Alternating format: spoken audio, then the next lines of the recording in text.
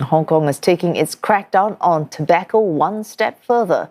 The city is banning vapes and e-cigarettes in public starting today. There are plans to eventually ban them in private spaces as well. Geraldine Yap with this report. Officers were out at Hong Kong's business district on Thursday morning, telling people about the new ban on vapes in public and taking action. At least 2 people were caught and fined, including this man in orange who had his vape confiscated. Residents CNA talked to were mostly supportive of the ban. 對大家都好嘛，我唔想吸煙嘅，都唔使嚟影響到我。就是現在本身中國整個範圍內是在推進一個禁煙的一個過程嘛，我覺得這是一個好的趨勢。Going out in the street where the smoke itself could evaporate into the air, I don't find that a problem. So I think it's almost against our freedom, to be able to do what we like to do. From Thursday, anyone found with small quantities of alternative smoking products in public places will be fined 3,000 Hong Kong dollars. That's about $380 US. People with larger amounts could be fined much more and jailed.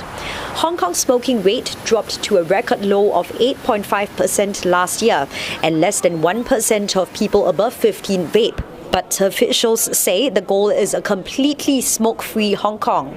The new products, let's say the electronic cigarettes, heated tobacco products, pose a significant risk to the health and also to the tobacco control and public health, because these products are intended to attract the youth usage, and it will cause nicotine dependence and causing them to become a next generation of smokers.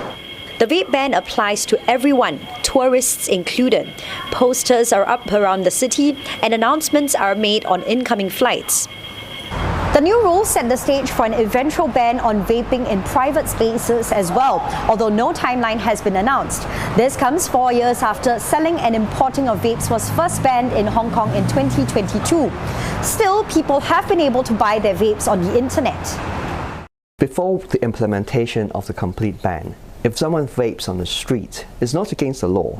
The only thing you can ask is, where did that vaporizer comes by?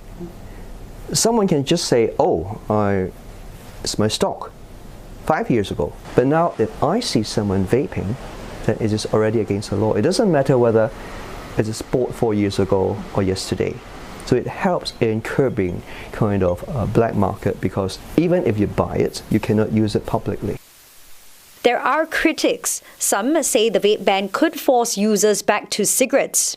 A couple of my friends and I have said that we'll just try and give up vaping and smoking, but I imagine I'll probably go back to smoking in some form.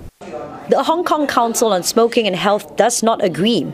Data shows traditional cigarette use is on a downtrend, and the city is also moving on other fronts, banning flavoured cigarettes and making tobacco packaging plain across the board. With all these multi-pronged strategy carried out together, and with public education, we believe that more and more smokers, either they are smokers for e-cigarettes or if they are traditional cigarette smokers, they will turn to quit smoking for the health of themselves and for their family members.